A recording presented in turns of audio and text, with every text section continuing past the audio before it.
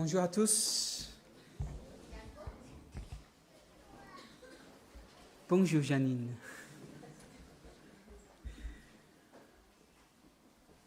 Après une semaine de repos, qui n'était pas de repos mais des travaux, le Seigneur me permet de revenir pour continuer notre série sur Éphésiens. Je suis très content de me plonger dans cette épître qui est si riche, qui a tellement de bonnes choses pour nous. Et aujourd'hui, nous allons lire Éphésiens chapitre 5, de verset 1 au verset 16. Je vous invite à ouvrir vos Bibles.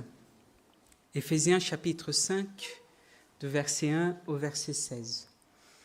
Alors, pendant que vous ouvrez, juste pour donner le contexte, chapitre 4, nous avons vu plus précisément le mystère de Dieu qui est révélé en Jésus-Christ. Ça veut dire l'œuvre de réconciliation et la nouvelle construction que Dieu est en train de faire, dans laquelle nous appelons Église. Et nous avons vu dans ces chapitres 2 points principaux, celui de l'unité. Dieu nous appelle à être un dans la diversité, et telle que la diversité de la grâce nous donne. Mais il nous invite aussi, et nous avons vu la semaine dernière, à être saints, à chercher à agir comme lui.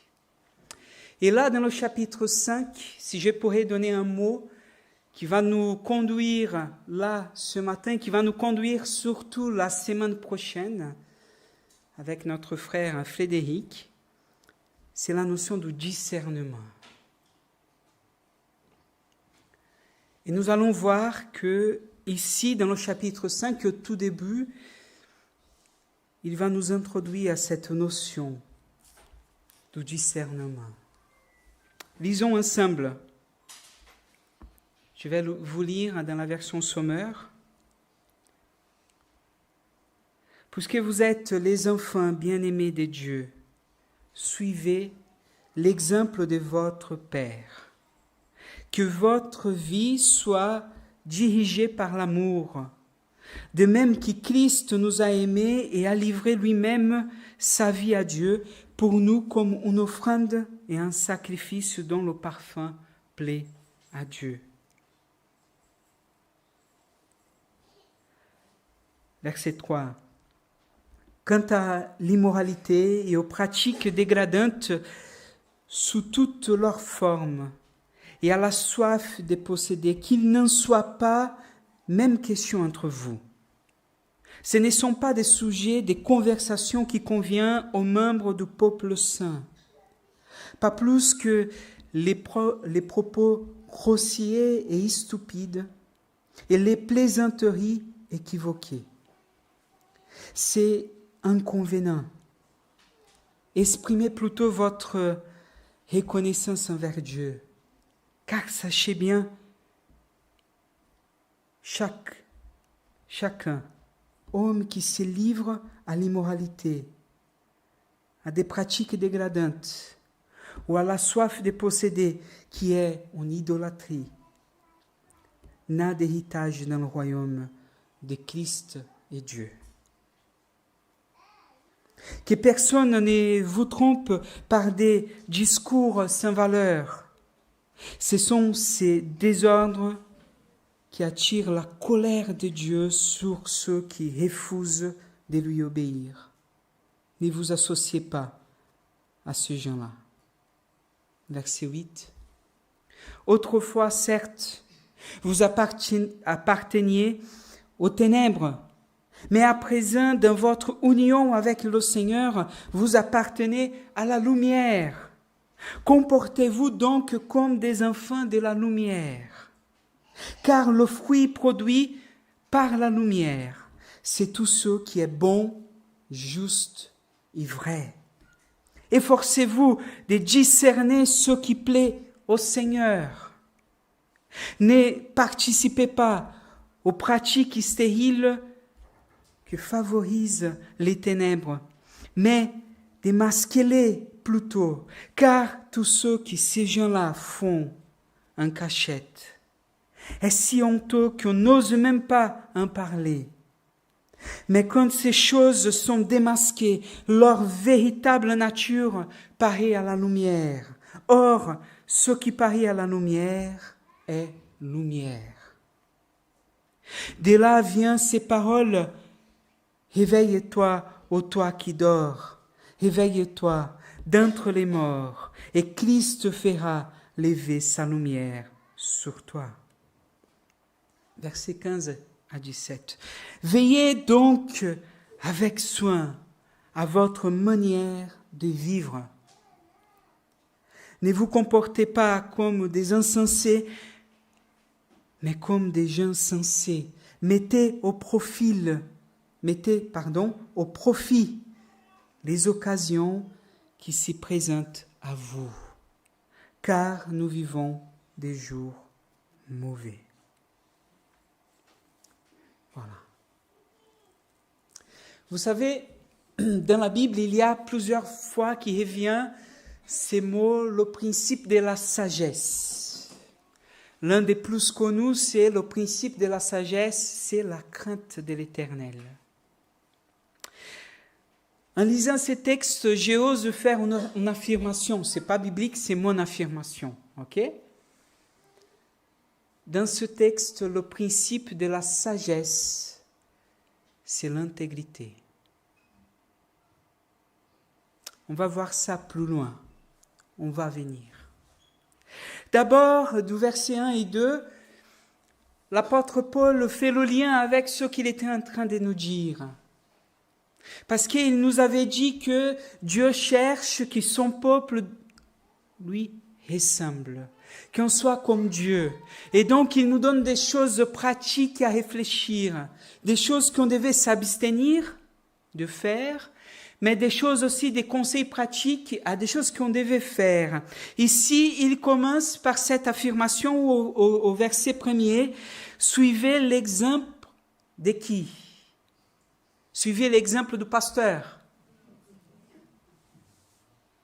Non, c'est pas ça? Suivez l'exemple des philosophes de notre temps.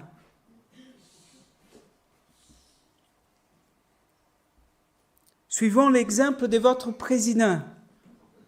Non, c'est pas ça. Suivez l'exemple de votre Père.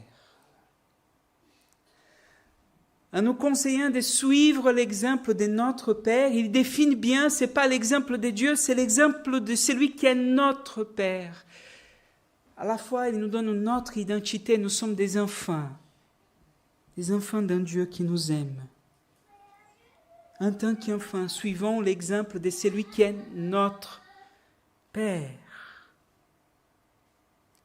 Et il va tout de suite commencer à des choses qui en quelque part devaient être enlevées de notre milieu, des choses qui relèvent finalement de l'œuvre de notre chair, de l'œuvre du péché en nous.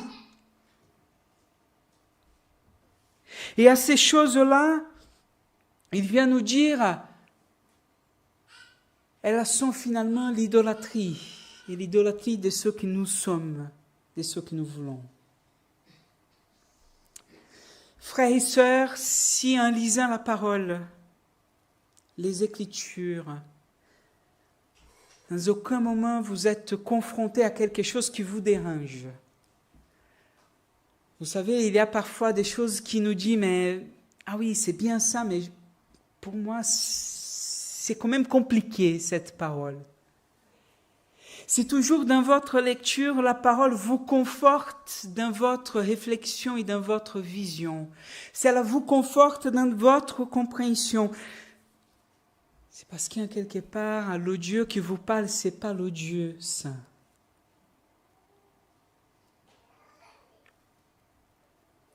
Ici, l'exemple de Dieu s'y révèle en Jésus-Christ. Comment notre Père nous aime.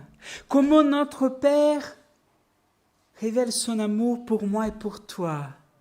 Il nous dit ici, verset 2, qui sépare le Christ. Si nous voulons suivre l'exemple de notre Père, nous devons suivre l'exemple du Christ. Et si nous voulons agir comme notre Père agit dans notre vie, alors il nous dit que votre vie soit dirigée par l'amour. Jésus nous avait déjà enseigné cela, en quoi s'y résume toute la loi. Aimer à Dieu sur toutes choses et aimer à ton prochain comme à toi-même. L'amour, voilà l'enseignement qui vient fonder finalement notre action en tant que peuple de Dieu.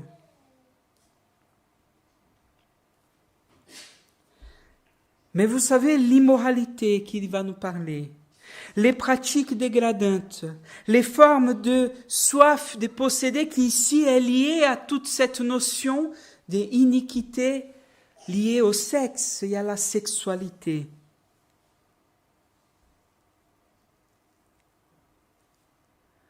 Paul va nous dire que cela révèle finalement notre idolâtrie, la soif de posséder, le désir d'avoir. Et ce désir d'avoir, cette soif de posséder, toutes ces choses dégradantes dans lesquelles font partie et dans lesquelles Paul va nous dire on n'a même pas le courage de parler, elle y est finalement à quelque chose qui est à notre intérieur, qui depuis la création, qui depuis la chute d'ailleurs, pas la création mais la chute, fait l'homme rejeter Dieu comme son Seigneur. Et nous invite finalement à avoir en nous, en moi, le Seigneur que je cherche ailleurs.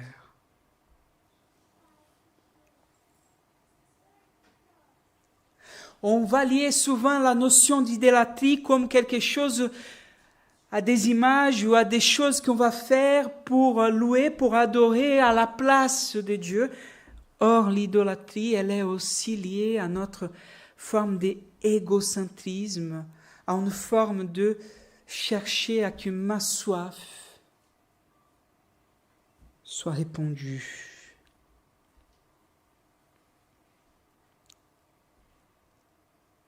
Et ici, Paul va nous rappeler ce qui vient du Seigneur. Ce qui vient du Seigneur vient pour révéler ces choses. Paul va nous dire, sachez-le bien, aucun homme qui se livre à l'immoralité, aux pratiques dégradantes, aux soifs de posséder, n'a d'héritage dans le royaume de Christ et Dieu. Alors c'est intéressant parce que dans le grec, Christ et Dieu, c'est lié. C'est comme s'il reconnaissait en Christ celui qui est le Messie et celui qui est notre Seigneur, notre Dieu. Christ et Dieu, dans son royaume, ces choses-là n'entrent pas. Alors bien entendu, on doit nuancer ici. Parce qu'on peut donner la compréhension peut-être que le royaume de Dieu nous accepte par rapport à notre pratique, et c'est pas ça que Paul est en train de nous parler. Ce que Paul est en train de nous dire ici, de nous révéler, c'est que finalement notre pratique, notre pensée, notre forme d'être, elle est liée finalement à ce que nous sommes. Et si nous sommes enfants de Dieu, alors notre pratique révèle de ce que nous sommes. Si nous sommes enfants de Dieu, alors nous allons essayer d'agir comme Dieu souhaite. Et parce que l'amour de Dieu est en nous, nous aimons à nouveau Dieu. Et parce que nous aimons Dieu, nous voulons qu'il soit la première place dans notre vie. Et parce que nous aimons Dieu, nous aimons aussi notre prochain. Et parce que nous aimons notre prochain, nous voulons agir pour le bien de notre prochain. Vous voyez, la logique, elle est interne. Mais c'est parce que je suis quelque chose à l'intérieur, je révèle par mon action ce que je suis.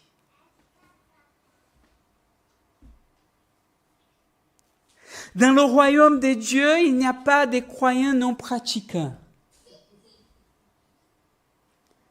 Je vous ai dit, pendant plusieurs années, j'étais un grand sportif. J'ai fait des Olympiades, mais je n'étais pas pratiquant. J'étais sportif non pratiquant. On peut être beaucoup de choses non pratiquants. Je peux être tout non pratiquant. C'est pour ça que j'ai dit tout d'abord, le principe de la sagesse, elle est l'intégrité. Elle est cette façon d'être plein et pleinement un Dieu. Et c'est parce qu'à l'intérieur, nous avons cette source d'eau nouvelle qui jaillit en nous, que notre comportement se transforme et se modifie. Et pas l'inverse. Alors, bien entendu, dans notre parcours de vie de sanctification, alors qu'est-ce que c'est la sanctification? C'est le processus de transformation. On ne se transforme pas du jour au lendemain. Ça serait très beau que au moment de notre conversion, tout le péché est derrière et là on est tout saint et tout beau et on fait tout parfaitement tel que Dieu aimait. Non. D'ailleurs, dans la préparation du baptême, je réaffirme à chaque fois, nous sommes comme des nouveau-nés. Est-ce que vous avez déjà vu un nouveau-né qui sait conduire? Est-ce que vous avez déjà vu un nouveau-né qui sait lire et écrire? Même pour manger, il doit apprendre. Ici, c'est la même chose. Donc, alors bien entendu que dans notre vie, on va chuter parfois, on va commettre du péché. C'est pas ça que Paul est en train de dire. Paul est en train de parler de cette habitude et de cette mal qui devient une norme de notre vie. De cette immoralité qui ne sort pas de notre bouche, qui ne sort pas de notre pensée. Paul est en train de nous dire que notre quête doit être celle de chercher la volonté de Dieu et de arrêter tout mauvais ajustement dans notre vie.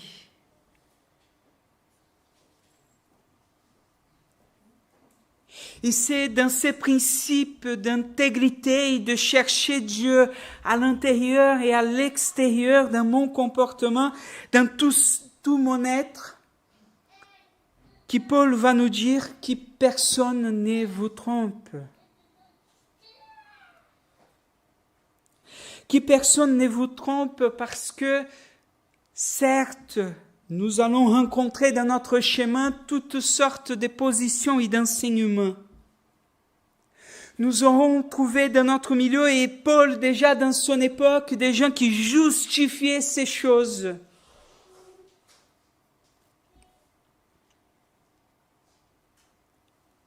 Pour essayer de nous faire comprendre que c'est pas si grave, que c'est même bon de vivre.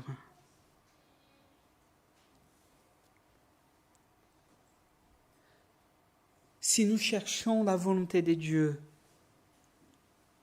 il n'y a pas de dichotomie possible dans la vie du chrétien.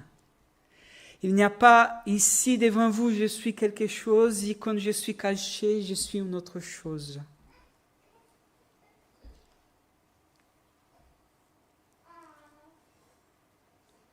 Et Paul va nous expliquer le pourquoi du verset 8 au verset 14. Et cela parce que où il y a la lumière, il n'y a pas de ténèbres. Il n'y a pas de ténèbres. On pourrait presque dire qu'ici, Paul est en train de nous utiliser, je ne sais pas si vous avez déjà entendu l'image qui est donnée dans la philosophie, je pense que c'est Platon, sur la caverne. Et comment s'y joue l'ombre. Et les gens qui finalement ne veulent pas aller vers la lumière, mais qui veulent regarder juste l'ombre dans le mur, et qui pensent que ça c'est la réalité. Paul est en train de nous dire, en Christ nous avons la lumière. Et la lumière met tout, dévoile tout.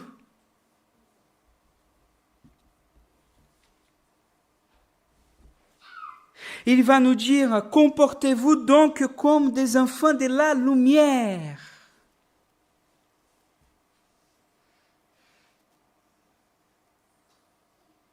Parce que le fruit produit par la lumière, c'est tout ce qui est bon, juste et vrai. La lumière, ici, dans cette métaphore que Paul va nous faire, c'est Christ qui vient nous révéler tout ce qui est bon et tout ce qui est mauvais. C'est face à Christ, face à cette lumière, que nous devions des enfants de lumière.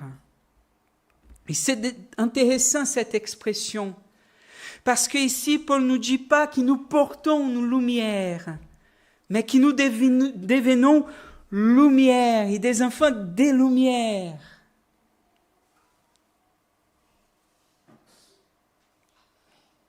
C'est tout beau, c'est tout joli, mais Thiago, on ne comprend rien de toute cette métaphore. Je vais vous expliquer. Dans votre vie quotidienne, quand vous êtes au milieu des amis qui ne sont pas chrétiens et qui sont dans cette forme de dégradation ou de vision, où la sexualité ou cette façon d'hybrider de vivre existe, que vous, comme enfant des Lumières, vous vous abstenez de ces paroles, de ces pratiques, où ils disent il y a quelque chose de différent chez toi.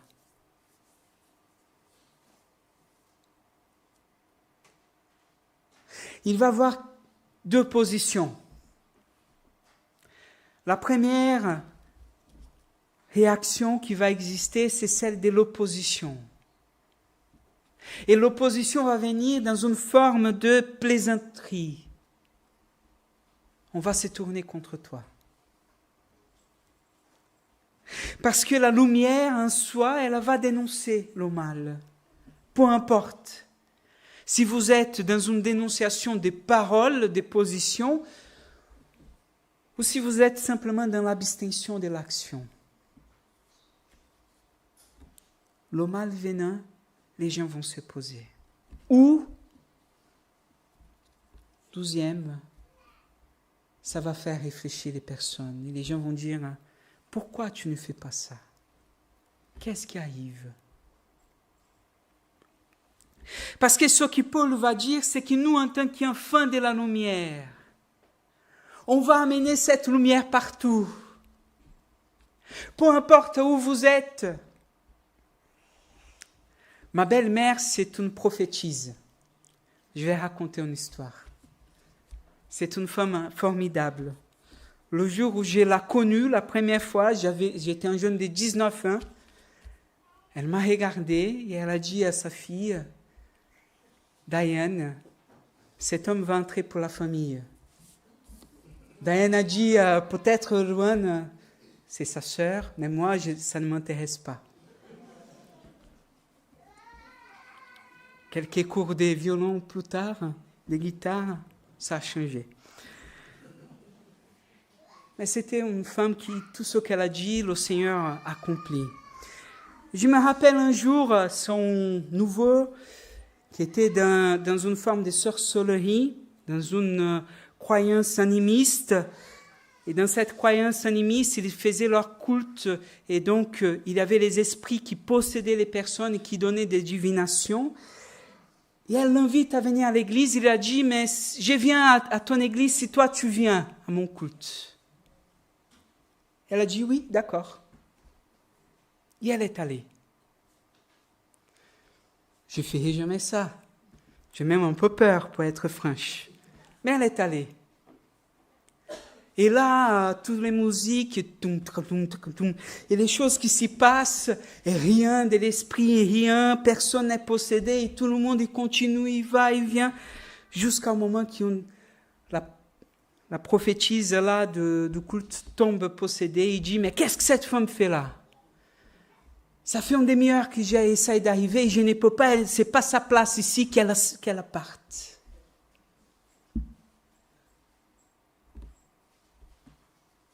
L'enfant des Lumières était là. On a des croyants qui ont des peurs de ce monde spirituel, des esprits ou de toutes ces choses. J'ai appris avec cet homme des courages, cette femme des courages. Où a la lumière, il n'y a pas de ténèbres.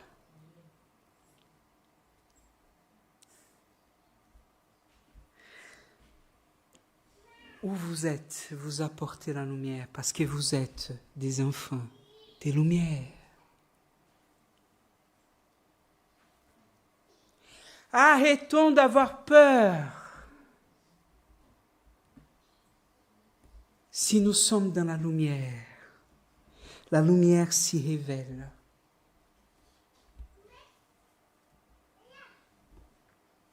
En nous, à travers nous, par nous. Frères et sœurs, c'est dans l'intégrité, et une fois de plus, que cette lumière s'est fait vraie. Parce que si dans ma parole, je prêche quelque chose, mais dans mon comportement, je révèle une autre chose, la lumière n'est pas en moi. Si dans mon comportement, je révèle quelque chose, mais que dans ma vie personnelle, où personne ne me voit, je ne suis pas dans cette intégrité, dans cette vérité. La lumière n'est pas en moi. Parce que la lumière révèle toute chose qui est dans nos ténèbres. Et ce qui est bon, ce qui est juste, ce qui est vrai doit faire partie de notre intérieur et de notre extérieur. C'est pour ça qu'il va dire ici, efforcez-vous de discerner ce qui plaît au Seigneur.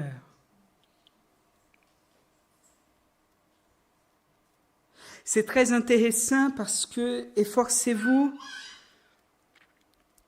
ici c'est une action qui dans le grec nous apporte à examiner.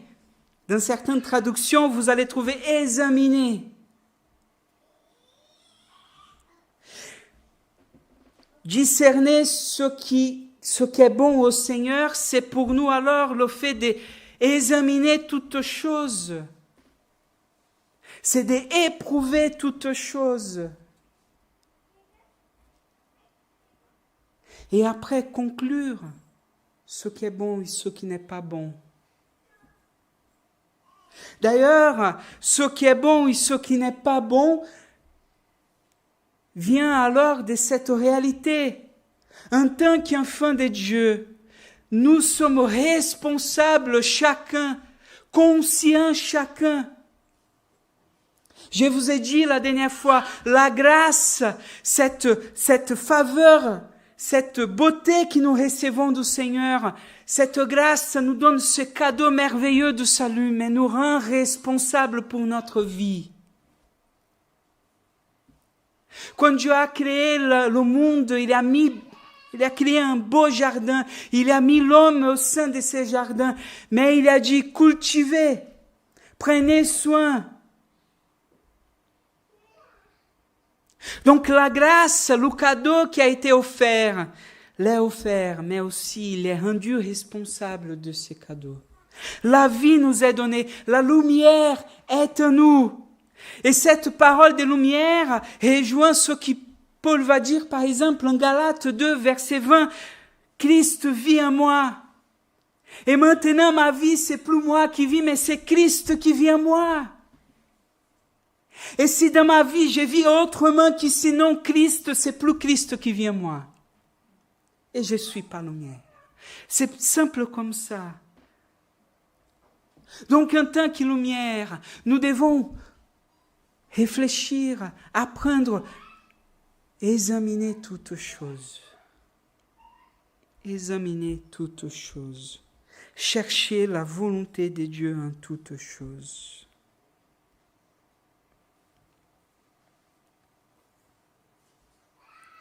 Après, il va nous dire, mais quand ces choses sont démasquées, quand notre péché a mis en lumière, alors il paraît à la lumière et lumière. D'abord, la lumière alors révèle, elle montre les ténèbres. Mais Paul va plus loin parce que elle la transforme en lumière ce qu'elle va illuminer. Pour moi, c'est difficile de comprendre ces paroles de Paul, mais pour moi, j'ai compris ça comme ces personnes qui, après leur conversion et après leur changement, par ce qu'ils ont vécu, vont parler de la lumière.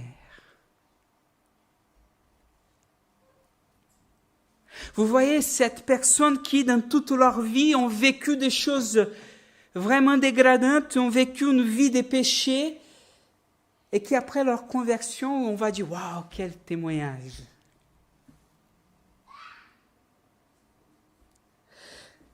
Ce qui était ténèbres devient lumière parce que dans la lumière, nous nous transformons. Paul est en train de nous dire que la lumière nous transforme. On ne peut pas venir à la lumière et continuer la même chose. Mais ce qui vient à la lumière se transforme. Il transforme aussi le monde dans lequel il est. Parce que la personne dans sa pratique, dans son péché, qui ne se rend pas compte de son péché, qu'on est confronté à celui qui est dans la lumière, se rend compte qu'il a quelque chose qui ne va pas. Même s'il va réfuter, même s'il va, non, mais celui-là, il est un légaliste. Il n'est pas avec nous parce qu'il est légaliste. Mais ça met quelque chose qui ne va pas dans ce qu'il fait. Vous voyez, la lumière révèle, mais elle la transforme, et elle la transforme quand nous venons à la lumière.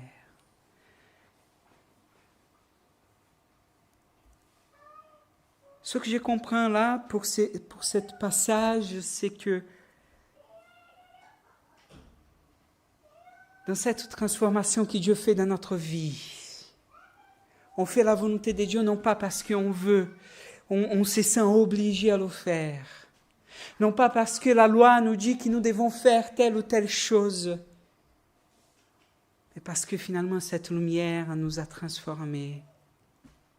Et l'amour de Dieu n'est plus une norme à suivre, mais c'est une volonté, une quête que nous voulons faire. La lumière, quand nous sommes dans la lumière, nous devenons lumière. Nous venons à la dernière partie, veiller à notre manière de vivre. C'est l'exhortation, en sachant que nous sommes dans la lumière, en sachant que nous devons, comme enfants de Dieu, vivre comme Dieu souhaite, en sachant que là, dans notre intégrité, dans ce que nous sommes, nous devons vivre pleinement Dieu, dans ce qui est visible et dans ce qui n'est pas visible. Alors veillons à nous comporter. Veillons à que toute occasion soit rachetée. J'aime bien la traduction qui dit « Mettez au profit les occasions qui s'y présentent à vous. » Parce que là, le mot, c'est bien ça. Parfois, dans notre Bible, est traduit comme « racheter », mais c'est « mettre au profit ». Racheter ici, c'est mettre au profit, c'est profiter chaque occasion. Et le temps ici, c'est pas le temps chronos, c'est le kairos, l'occasion, le temps opportun. Mettez au profit chaque opportunité que nous avons d'être dans cette lumière, chaque opportunité que nous avons de connaître et d'agir en tant qu'enfants de Dieu. Mais tout sont au profit, parce que les jours sont mauvais.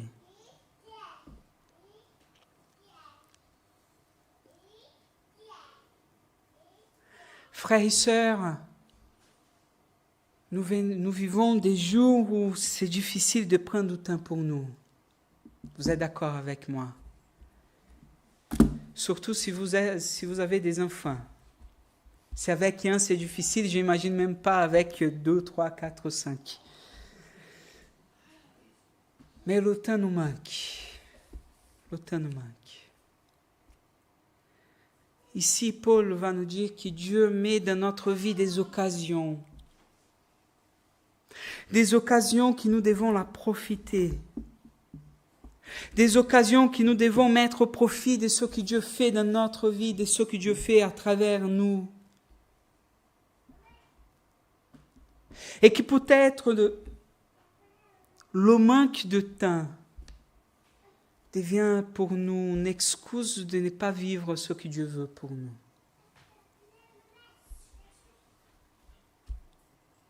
Je ne veux pas dire que nous devons vivre dans la culpabilité de ne pas avoir le temps. C'est pas ça. Mais que nous devons chercher dans ce que nous avons et tel que nous avons le temps de Dieu pour notre vie. Chercher l'occasion que Dieu est en train de me donner, de me présenter. Et peut-être que ces occasions qu'il y a pour nous, pour que nous puissions vivre dans cette lumière et vivre cette lumière, c'est exactement dans ce manque de temps que nous avons pour nous-mêmes. C'est peut-être là, dans ces enjeux de la vie, dans ces train-train quotidiens, dans toutes ces choses que nous avons à faire, dans notre travail, dans notre vie familiale, c'est là que Dieu nous donne l'occasion même d'être lumière. La question alors, c'est pas d'avoir ou de ne pas avoir le temps, mais comment j'utilise le temps qui m'est donné. Et comment ce temps, je le vis pour le Seigneur. Je vais vous dire une chose.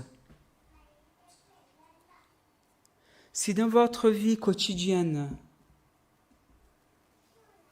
Dieu n'est pas présent, d'aucune forme, si dans votre vie quotidienne, il n'a pas le temps de prière, de méditation de la parole, si dans votre vie quotidienne, rien de ce que vous faites ne vous fait penser au Seigneur, si dans votre vie quotidienne, toute votre pensée est ailleurs et que Dieu ne fait finalement pas vraiment partie, vous êtes un chrétien non pratiquant.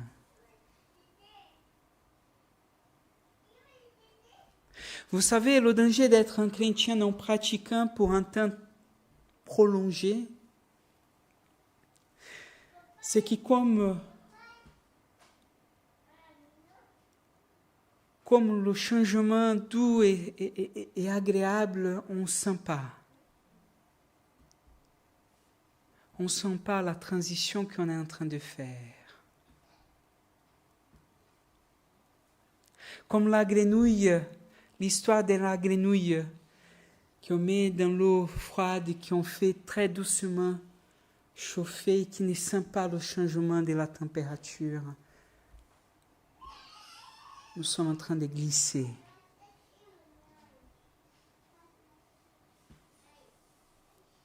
Réveille-toi. Réveille-toi, nous dit Paul. C'est pour ça qu'il va donner ces cantiques au milieu de sa parole. Réveille-toi, ô toi qui dors.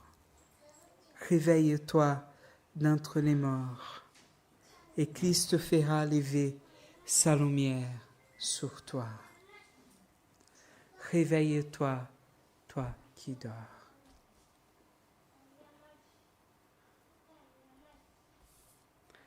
Une fois de plus, le Seigneur nous conduit ce matin à nous réveiller pour que notre foi soit une foi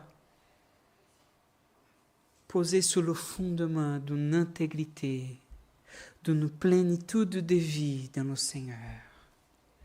C'est là le premier fondement de la sagesse et du discernement. Sans une vie pleinement dans le Seigneur, c'est impossible de comprendre et de discerner la volonté du Seigneur. Sans une vie qui est fondée dans sa parole, dans sa prière, dans la relation avec lui, sans une vie qu'il cherche à chaque occasion Dieu et à être un Dieu, sans une vie qui n'est pas fondée dans l'amour. Il n'y a pas de discernement de Dieu. Je vous invite à prier.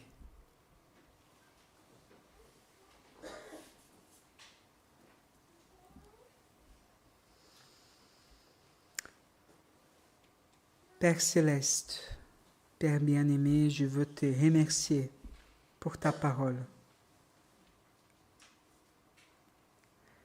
Et ta parole qui vient ce matin nous faire réfléchir. Parce que certes, Seigneur, tu nous as fait un peuple pour vivre dans cette unité et pour chercher ta volonté.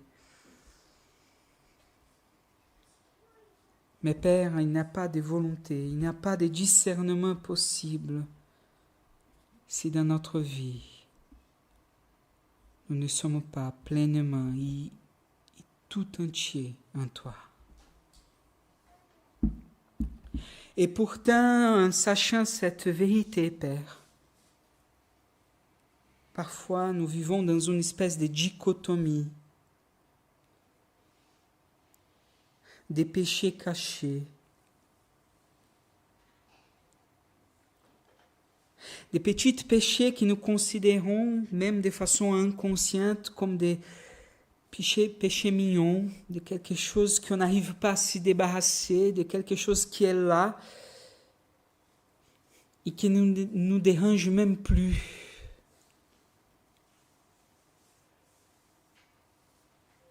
Et si cela ne nous dérange plus, Seigneur, c'est parce que, en quelque part, les ténèbres sont en train de prendre place dans notre cœur.